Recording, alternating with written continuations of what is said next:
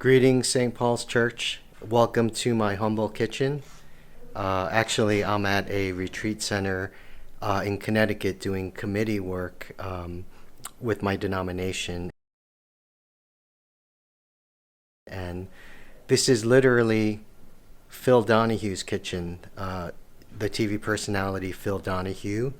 And I'm going to explain more of that outside where there's a little more privacy, but I'm going to show you a little bit more of this house. And this is the biggest room on the first floor with the view of the Long Island Sound.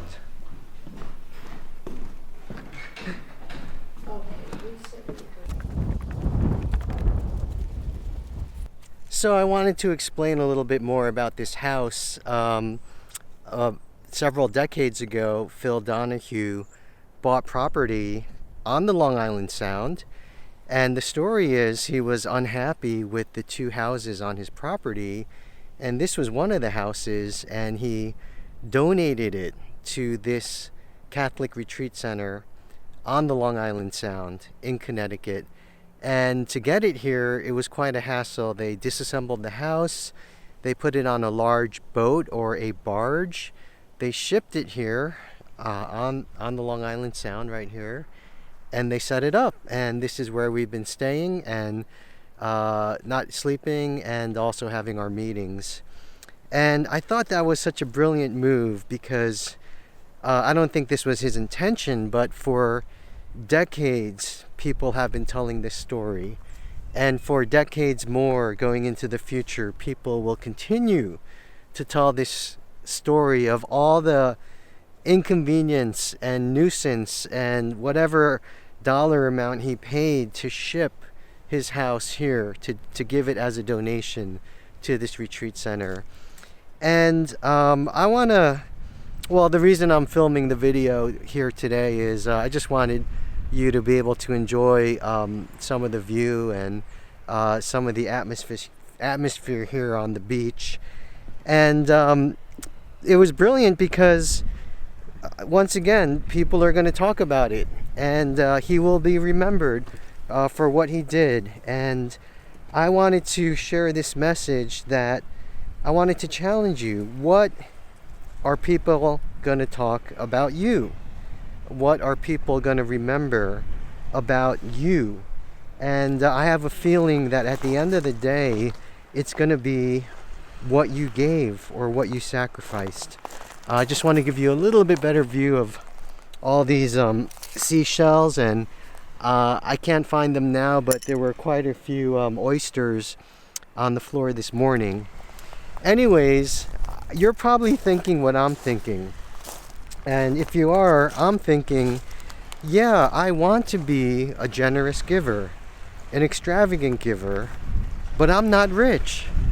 I don't own houses like that. I don't have anything to give.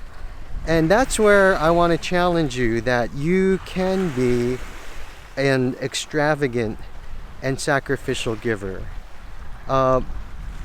There was a classmate of mine in college, and several years after graduation, people were talking about her because the story went around how her father needed a kidney transplant. And sorry to share, not so great part of the story was that her older brother didn't want to give up his kidney. So it was up to her, and she gave one of her kidneys for her father, and it was a successful transplant.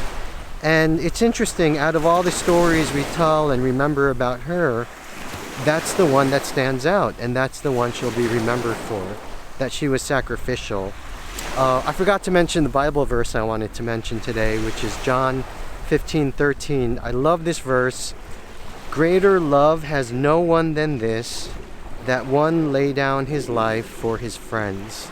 That's the greatest form of love, is laying something down, making a sacrifice for your friend. I want to tell you one more story of extravagant giving to challenge you. And I know a minister, his name's Derek Kwong, he lives in Seattle, And I was his coworker for years. I have so many crazy stories about him. But the one story that that will stand the test of time, and the one that made the greatest impression on me, was this. He did one of those random blood marrow tests to see if he was a match to save somebody's life, and he was a match. So the organization asked him to donate his blood marrow. I believe they literally put a giant needle in his back, into his spine, and took out blood marrow to donate to someone and save their life. And he was telling me the story how he was signing the paperwork, and he almost changed his mind, because the paperwork said that he would sign that he fully understands that he could die from this procedure and that no one would be liable. It was completely on his own will and volition. And he hesitated, but then he made the right decision, and he gave his bone marrow. And once again, I just want to remind you and challenge you, all of us, you and me, we have the ability to be generous givers, extravagant givers. And what are the stories that people are going to tell about us? What are the things that people will remember even after we're gone from this earth? And it will be the stories of our sacrificial giving and our generous giving. I just want to leave you again with the view of the beach on the Long Island Sound.